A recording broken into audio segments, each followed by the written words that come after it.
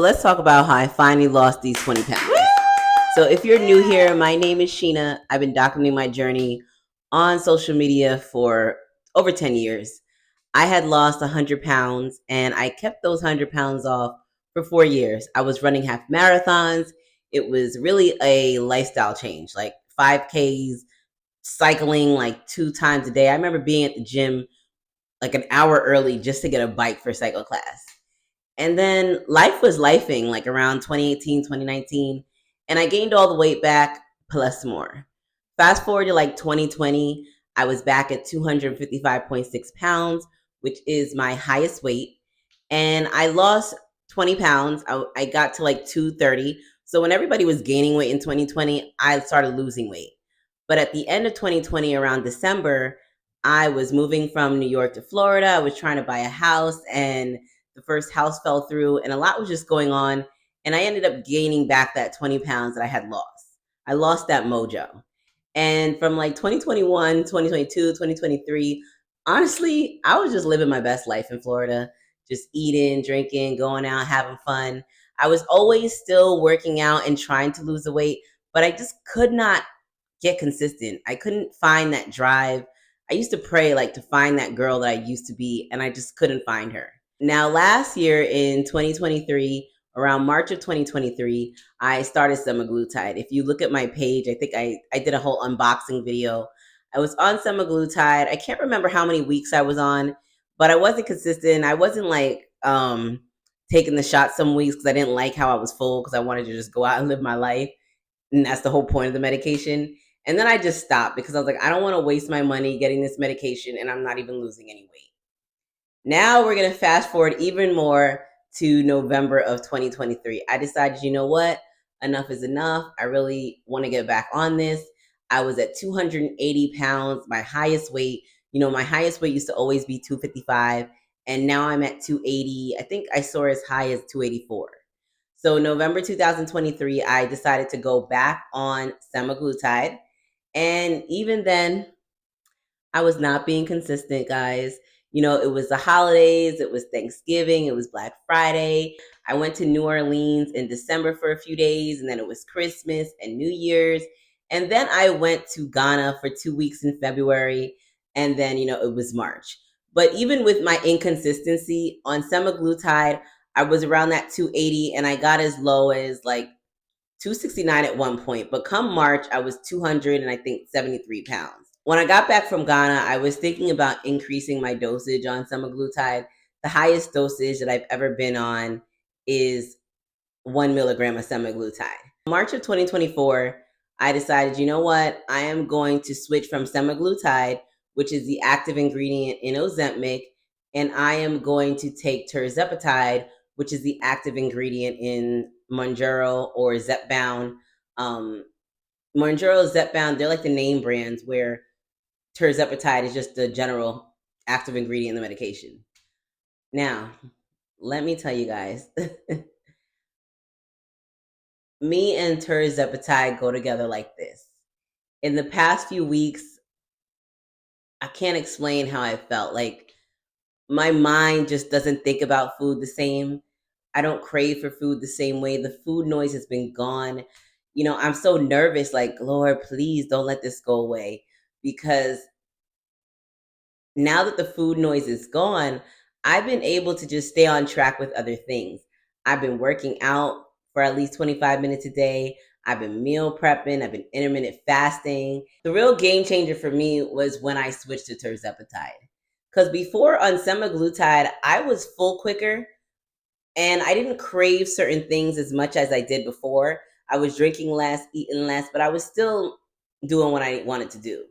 Now that I'm on Tirzepatide, like I don't even be having the urge to do certain things. Like, and it's like when you live your whole life with this battle of food and losing weight and staying on track, and to be at a place right now where it's like I don't even want the food the same way that I used to want it. I don't want to say dream come true, but it's like, yo, just thank you. Like, because I'm intermittent fasting and it's been really easy to intermittent fast for me because I'm not even hungry the same way I used to be. I don't think about food the same way I used to do. So intermittent fasting doesn't seem like this impossible thing for me to do. I am doing the 16-8 intermittent fasting. That is when you don't eat for 16 hours and then you eat for 8 hours.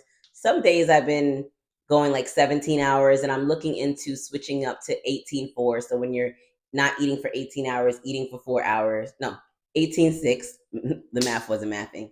So 18-6 is when you're not eating for 18 hours and then you are eating for 6 hours. So usually right now with my 16-8, I'm eating from 12 to 8 p.m. But I do see a lot of days where I eat past 12, where it's like 12:31, and then I'll stop eating my last meal around like 7. But what I'm really working towards is 12 to 8. And I just been drinking more water and moving my body every day, and I'm finally just heading in the right direction. And I just wanted to make an update because I know I haven't been here for a while. And I want to come here every week and just show you guys how my journey is. I had someone on my other social media page where they actually told someone that they were surprised that I was hosting the Dita S100 challenge. Well, they didn't say they said, I'm surprised that that creator is hosting this challenge because I followed her in the past and she's been so inconsistent. So I unfollowed her. And the truth is, I have been inconsistent. You know, I lost that 100 pounds. I was keeping others motivated and inspired for years. And then I just struggled for more years than I probably kept y'all motivated. So I just really appreciate y'all that just stuck with me. And I know it's been a long time coming, but I really feel like I'm at a place where I can say, yo, y'all about to watch me lose 100 pounds again, okay? These GLP-1 medications, they are not magic, but it's exactly what I needed. And someone asked me, well, how long do you need to be on the medication? I said, I don't know. But if it makes me feel like this, I will be on it for life. You know, like honestly, like I just want to keep on going. I'm not in a rush to lose the weight. My goal is to lose 100 pounds before I turn 40. I do turn 39 this September, so I have some time. I don't want to rush it, but I know it's coming. So I'll be giving you guys updates on a regular basis, much more stories than long form videos. It took me a while to get to the 20 pounds, but the weight has been coming off quicker in the last few weeks. I lost 6.2 pounds in March. I will weigh in on May 1st to see how much I lost in April, but I've kind of been weighing in between and I kind of know the numbers. So it's making me happy to see, just to see me going in the right direction. It's been such a roller coaster. So to see it going in the right direction is like, yes. And I'm looking at things far beyond the scale. Like I have a pair of shorts that I try on, a romper, a red bathing suit. So I have a lot of non-scale victories that I use to show my progress. Even if the scale is not giving me the number that I want to see, I'm able to see how my clothes fit me differently and how I look different in photos. And that keeps me going. And then I'm just really focused on my mindset. I feel like even with these shots, your mindset plays a big role on what this journey is going to be. And I'm not that girl who's always like in order with rules, and I don't even say rules, with habits and routines, but I'm pushing myself to have more routines, have some more daily habits, because those are the only way that I'm going to reach my goals. I have goals that I want to reach health wise, and then I have goals that I want to reach financially, especially getting some of this debt down. I want to get the debt down and the scale down. So the difference with this journey right now is I'm not focusing just on the weight. I'm really taking the time to focus on the things that I'm doing daily, whether it's drinking water or reading a book or waking up at a certain time, going for a walk outside, not getting on my phone too early or too late at night. All these daily habits will help me get to my goal. I want to focus on the things I can control. I can control what time I wake up in the morning, when I have my first cup of water, when I put my phone down. I can't control what number is on the scale. So my main focus right now is just, hey, like these are the things you need to do a day. These are your non-negotiables and you need to get them done no matter what. My main number one non-negotiable right now is a 25 minutes of working out a day. I am on day 28 and I am determined to make it to day 100. It's been a long time since I made it to day 100, and it might not seem like a lot, you know, working out for 25 minutes a day, but that sets you up for greatness, because a lot of days I do more than 25 minutes a day. But on the days that I don't feel like doing anything, I just have to remind myself, listen, minimally, you need to get up and go on a 25-minute walk. You need to stretch for 25 minutes. You need to do something non-negotiable no matter what. And it's been a long time since I actually kept this up. Like This morning this afternoon I went to brunch. And before brunch, after I woke up, I got on the treadmill, I walked 25 minutes, and then I got ready for brunch. So little things like that makes me proud. Like, okay, girl, you didn't make no excuse. You got up. There's some nights where it's late at night and I'm outside going on a walk for 25 minutes. I'm like, listen, you're going to do it. You're going to make it to day 100. I have a Peloton tread and a Peloton bike, and I do not have a subscription right now because I didn't pay for it. But I told myself when I hit day 50 as my reward, I'm going to subscribe again because I do not want to subscribe and spend money I don't have to be wasting on something I'm not using. And a lot of months went by where I wasn't using the things that I had at home available for myself, and I was wasting money. So now that I'm showing myself that, hey, you're being consistent, it's going to be time. If you're on a journey to becoming a better you, be sure to subscribe to my channel, click that like button. I want to do this together. I want to build a community who's okay with knowing that it's okay to ask for help. It's okay to fail 100 times and keep on trying.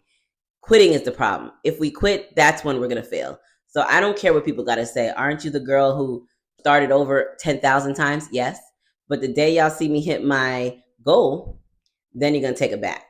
So whoever said on that page, hey, you unfollowed me because I was inconsistent, that's fine. Maybe me being inconsistent made you feel unmotivated. But for me, I kept showing up. There's a lot of people who created pages back in the day when I did, and they're no longer here. They might have gained the weight and they just disappeared. I never disappeared. I've been showing up and documenting my journey all through the struggle. And I'm just really excited to say, hey, I am not struggling like I was before. I'm not perfect, but I am consistently putting in the work to hit my goal. And it doesn't matter how long, because it's been years that I've been struggling. What matters is that I'm here and I'm still fighting. I'm not going nowhere. No matter how many times, I'm not going nowhere.